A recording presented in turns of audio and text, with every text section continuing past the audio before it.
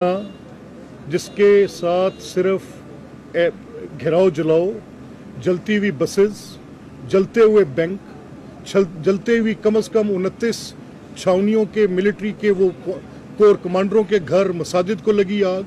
ये यहाँ पे वो जो शाह था बच्चा, जो थोड़ा जिले शाह, जो डिफरेंटली एबल्ड था बच्चा, उसकी लाश उठाकर वो जब वो we were the one who got to know it, के खुद हॉस्पिटल लेकर गए हैं। जो पीटीआई का बंदा लेकर गया उसने मुझे खुद बताया। मैं उस दिन चौधरी परवेज इलाही साहब के पास था। मैं उनसे ये कह रहा था असेंबली ना तोड़े। मैं उनसे कह रहा था कि एक गैर आईनी कदम आपका 2 महीने की पहली पॉलिटिकल एक्सपीडेंसी, मेरे पास 4 गवाह इस बात के, उसके बाद फर्दर अनकॉन्स्टिट्यूशनलिटी, मोर पॉलिटिकल डिस्टेबलाइजेशन आप आज इसके अंदर इंजेक्ट कर देंगे। Sir please don't do it. तो मेरा ये कहना है कि आप सियासत और फसाद में फर्क निकालें।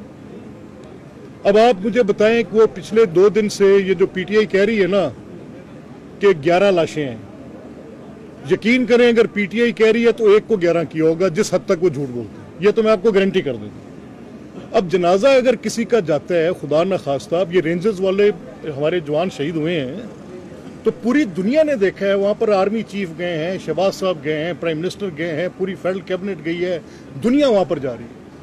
वो जो बेचारे हमारे लोग जख्मी पड़े हैं, किसी का स्कल फ्रैक्चर्ड है, किसी की बोन फ्रैक्चर्ड है, किसी की हड्डी टूट गई है, जिसको लाइफ के लिए उन्होंने उनको लिम्प करने के लिए छोड़ दिया है, सैकड़ों की तादाद में है।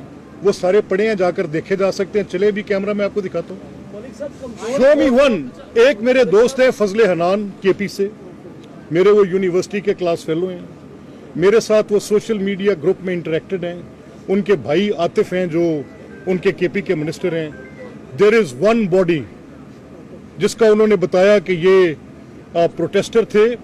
और आप मुझे ये बताएं कि कहां पर आपने देखा है कि गन्स लेके, कहां पर आपने देखा है कि पेट्रोल बॉम्ब्स लेकर, कहां पर आपने देखा है कि डंडे उठाकर।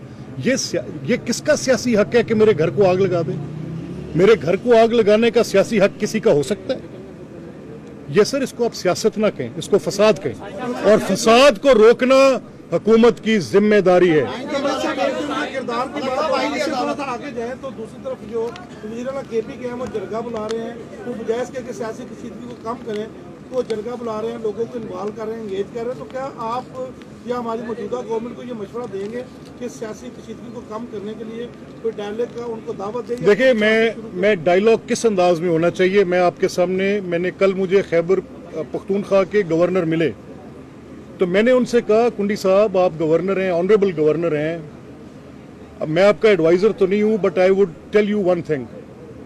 मैंने कहा आप आईनी सरबराह हैं सूबे के, हर काम जो चीफ मिनिस्टर कर रहे हैं आपके नाम पे कर रहे हैं। सुबह गवर्नर अगर उनको गवर्नर साहब को इनको खत लिखना चाहिए, डायलॉग है ना, उनको बताएं कि आप इस सूबे के वसाइल जो कि लोगों की फलाह के लिए थे, जो लोगों की बेहतरी के लिए थे, उनको आप इस मुल्क में इस फसाद के लिए खर्च कर रहे हैं। आप हर रोज यहाँ से लोगों को उठाकर वहां पे, अब ये उनका प्रेरोगेटिव है, मैं उसको वो नहीं करना चाहता, पहले से ही बात करके मैं उनकी बात, उनकी राय को प्रेजुडिस नहीं करना चाहता। लेकिन गवर्नर खैबर पख्तूनख्वा को अपनी आईनी जिम्मेदारी, जब हुकूमत ना चल रही हो तो ये सदर मुमलिकत और सूबे के गवर्नर की आईनी जिम्मेदारी है कि वो उस सरबराह मुमलिकत को बता सकते हैं कि वो कहां पर गलत है। मोहतरम गवर्नर साहब आप उनको बताएं, ये आपकी जिम्मेदारी है।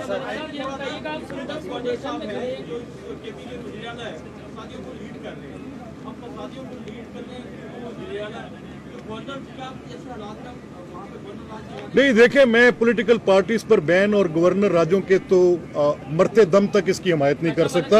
ये फसाद करने वाले को फसादी रखें, निजाम पर हमला ना होने दें। एक अच्छी तंजीम है, पूरी दुनिया में ये देखा गया है कि जो इस तरह की तंजीमें चलाते हैं वो सिर्फ फलाह आमा के कामों पर फोकस रखते हैं। हमारे यहाँ पर शौकत खानम क्या बन गया, उसके बाद बाल तौर संभाल दी गई। तो आप क्या समझते हैं कि अब जिसका जो काम है उसको वही ड्यूटी दी जाए, ना कि रियासत पर और दंगा फसाद और जितने पैदा करें? फॉर सम स्पेसिफिक रीजन मैं शौकत खानम पे, क्योंकि आपने इसको सुंदस के साथ भी रिलेट करके बात की है, so I I won't comment on that. Sir जब ये तय है देखिए, मैं तो इस असेंबली के वज़ीर आज़म साहब को, बिलावल भुट्टो साहब को, मौलाना फजलुर रहमान साहब को और बिलखसूस आज़म नज़ीर तारिक साहब को और अरकान कौमी असेंबली और सेनेट को मैं मुबारकबाद का मुस्तहिक समझता हूँ कि जिन्होंने स्पाइन शो की, जिन्होंने कम अज़ कम वो इंक्रोचमेंट जो बेसिक स्ट्रक्चर की जजमेंट में सुप्रीम कोर्ट ने आइन का हुलिया बिगाड़ कर अपॉइंटमेंट्स का इख्तियार और रिमूवल का इख्तियार, दैट दे आर द जजेस ऑफ देयर ओन कॉज, ये दुनिया में कहीं नहीं था, वापस असल जगह पर लेकर आए हैं। बाकी इसकी निटी-ग्रिटीज़ चलती रहेंगी। Thank you.